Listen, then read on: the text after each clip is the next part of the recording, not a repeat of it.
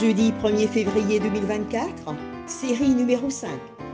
Chantez les cantiques de l'Éternel sur une terre étrangère. Nous vous accueillons de nouveau sur votre chaîne L'Aventure dans la Parole. C'est avec plaisir que nous nous retrouvons avec vous. Vous êtes peut-être en voiture, dans le train, à la campagne, au bord de la mer, ou encore chez vous. Mais nous souhaitons que Dieu nous accorde espérance, grâce et sagesse dans l'étude de sa parole. C'est grâce à vous que notre communauté s'agrandit dans l'aventure dans la parole. Soyez vous aussi actifs avec nous pour répandre le message, en likant, en partageant le lien. Et si c'est la première fois que vous nous écoutez, nous vous invitons à vous abonner pour recevoir les notifications. Le texte à mémoriser de cette semaine que nous vous invitons à dire avec nous se trouve au psaume 137, le verset 4. Comment chanterions-nous les cantiques de l'Éternel sur une terre étrangère ? Nous vous invitons à le redire avec nous. Psaume 137, le verset 4. Comment chanterions-nous les cantiques de l'Éternel sur une terre étrangère ? Pourquoi Dieu a-t-il permis au péché d'exister ? Pourquoi permet-il aux innocents de souffrir ? Pourquoi permet-il au péché et à la souffrance de continuer ? Pourquoi les méchants prospèrent-ils ? Dieu a-t-il failli à ses promesses faites dans la Bible ? Les réflexions de cette semaine nous aident à répondre à ces questions et aujourd'hui, nous le ferons avec la séquence afin que les justes ne soient pas tentés. Lisons ensemble les psaumes suivants. Le psaume 37, versets 1 à 8, le psaume 49, versets 5 à 7, le psaume 94, versets 3 à 7 et le psaume 125, le verset 3. Et nous répondrons à la question suivante. Quelle est la lutte à laquelle le psalmiste est confronté? Nous commencerons premièrement par le psaume 37, le verset 1er. Ne t'irrite pas contre les méchants, n'envie pas ceux qui font le mal. Et au verset 8, laisse la colère, abandonne la fureur, ne t'irrite pas, ce serait mal faire. Le psaume 49, les versets 5 à 7. Pourquoi craindrais-je au jour du malheur, lorsque l'iniquité de mes adversaires m'enveloppe ? Ils ont confiance en leurs biens et se glorifient de leur grande richesse. Ils ne peuvent se racheter l'un l'autre, ni donner à Dieu le prix du rachat. Le psaume 94, versets 3 à 7. Jusqu'à quand les méchants, ô Éternel, jusqu'à quand les méchants triompheront-ils ? Ils discourent, ils parlent avec arrogance. Tous ceux qui font le mal se glorifient. Éternel, ils écrasent ton peuple, ils oppriment ton héritage. Ils égorgent la veuve et l'étranger. Ils assassinent les orphelins. Ils disent, l'Éternel ne regarde pas, le Dieu de Jacob ne fait pas attention. Psaume 125, verset 3. Car le sceptre de la méchanceté ne restera pas sur le lot des justes, afin que les justes ne tendent pas les mains vers l'iniquité. Après lecture de ces différents psaumes, le psaume 37, versets 1 et 8, le psaume 49, versets 5 à 7, le psaume 94, versets 3 à 7 et le psaume 125, verset 3, répondons maintenant à cette question. Quelle est la lutte à laquelle le psalmiste est-il confronté au travers de ces différents textes? Tous ces psaumes que nous venons de lire parlent de la prospérité des méchants. Et ces psaumes déplorent la prospérité actuelle des méchants et le défi que cela représente pour les justes. Les méchants ne se contentent pas seulement de prospérer dans ces psaumes, ils méprisent aussi ouvertement Dieu et oppriment les autres. Et c'est ce que nous voyons autour de nous chaque jour. Le problème vient du fait que, alors que le sceptre de la méchanceté domine dans le monde, c'est ce qui nous est dit au psaume 125, le verset 3, car le sceptre de la méchanceté ne restera pas sur le lot des justes, afin que les justes ne tendent pas les mains vers l'iniquité. Et nous disions, le problème vient du fait que le sceptre de la méchanceté domine dans ce monde, tandis que le sceptre de l'équité, lui, semble vaciller. Nous rappelons que le psaume 45, le verset 7, nous rappelle que le trône de Dieu est un trône qui est juste et éternel. Ce psaume dit, ton trône, ô Dieu, est à toujours. Le sceptre de ton règne est un sceptre d'équité. Oui, alors que le sceptre de la méchanceté paraît prévaloir et le sceptre de la justice vaciller, Dieu est toujours là. Et la question, pourquoi alors ne pas abandonner et embrasser le mal comme les autres le font devant ces situations? Nous vous invitons à lire au psaume 73 les versets 1 à 20, puis le verset 27. Et nous répondrons à cette question. Qu'est-ce qui permet au psalmiste de surmonter la crise? Quelle est la fin de ceux qui se confient aux choses futiles? On verra aussi le texte de 1 Pierre chapitre 1er, le verset 17. Mais commençons par le psaume 73 à partir du verset 1er. Psaume d'Asaph. Pour ceux qui ont le cœur pur.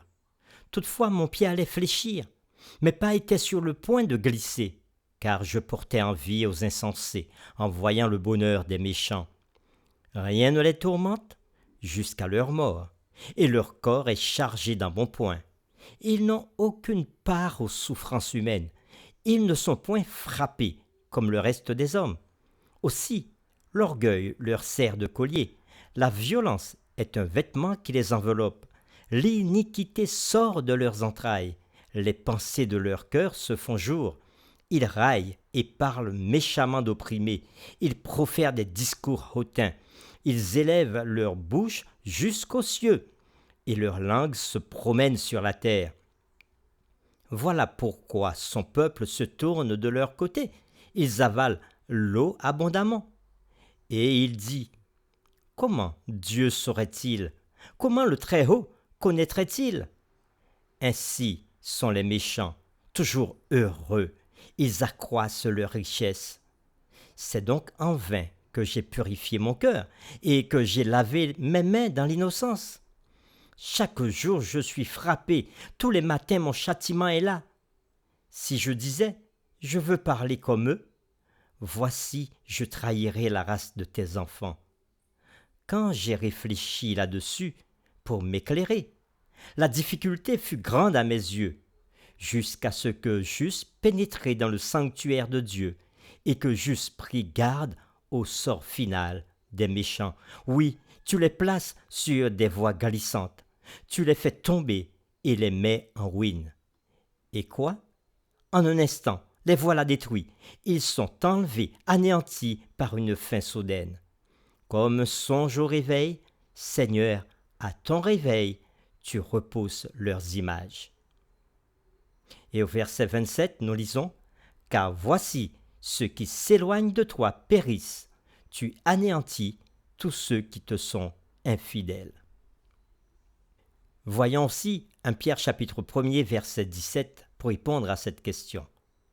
Et si vous invoquez comme Père celui qui juge selon l'œuvre de chacun, sans acception de personne, conduisez-vous avec crainte pendant le temps de votre pèlerinage.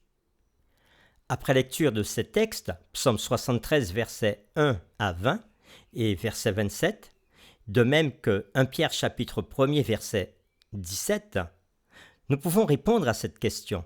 Qu'est-ce qui permet au psalmiste de surmonter la crise? Quelle est la fin de ceux qui se confient aux choses futiles? Alors que l'auteur du psaume 73 était centré sur l'iniquité actuelle du monde, il n'était pas capable de voir la situation dans son ensemble du point de vue de Dieu. Le problème que la prospérité du mal pose à sa foi est écrasant. Il croit aussi que son raisonnement sur l'inutilité de la foi est fondé sur la réalité. Cependant, le psaume 73 montre que ces choses tournent en dérision ceux qui ignorent le premier verset de ce psaume, qui est le résumé de tout le psaume. Et nous le lisons. Oui, Dieu est bon pour Israël, pour ceux qui ont le cœur pur. Le psalmiste est conduit au sanctuaire, le lieu de la souveraineté de Dieu, et on lui rappelle que ce qu'il voit aujourd'hui n'est qu'une pièce de la mosaïque et qu'il devrait considérer la fin lorsque les méchants seront confrontés au jugement de Dieu. Le fait que le psalmiste ait compris cette vérité dans le sanctuaire et qu'il ait confessé sa folie intérieure montre que la réalité ne peut être appréhendée que par la perspicacité spirituelle et non par la logique humaine. Nous vous invitons à réfléchir personnellement à cette question.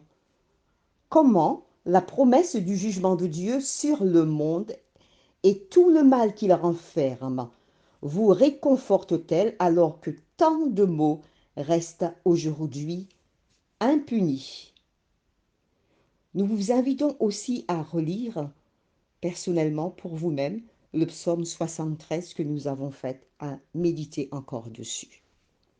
Nous vous invitons à prier avec nous. Éternel notre Père, toi qui es grand, toi qui es tout-puissant, toi qui connais toutes choses, toi qui connais tes enfants, toi qui vois ce qui se passe sur la terre, toi qui connais comment tes enfants veulent te servir, toi qui connais aussi la méchanceté de l'homme, toi qui vois prospérer ceux qui font le mal, ceux qui font toutes sortes de choses pour pouvoir s'enrichir, s'engraisser dans ce monde.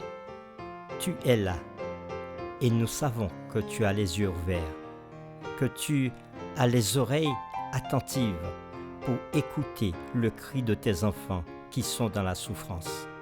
Oh, parfois, combien de tes enfants ne sont pas en difficulté et ne comprennent pas pourquoi les méchants prospèrent et pourquoi ceux qui te cherchent, tes enfants, ceux qui veulent faire ta volonté, sont parfois dans la misère. Ils passent par des moments difficiles, ils sont touchés même dans leur chair, ils sont touchés au niveau de leur porte-monnaie et ils n'ont parfois pas de quoi manger. Et pourtant, alors que tes enfants ont tendance à regarder et à se centrer sur la prospérité des méchants, toi, tu veux orienter leur cœur vers une vision globale de ce qui va se passer et surtout de ne pas voir l'instant présent, mais de porter les yeux vers le futur. Comment tu jugeras chacun selon ce qu'il aura fait. Ouvre nos yeux afin que nous ne puissions pas rester centrés sur ce qu'il y a de mauvais, mais que nous puissions voir et porter déjà nos regards vers le jour où Jésus reviendra pour mettre un terme à tous ces malheurs et permettre à tes enfants de vivre enfin pendant l'éternité dans la joie, le bonheur. Merci de nous orienter et de nous ouvrir les yeux. Nous t'avons prié au nom de Jésus. Amen.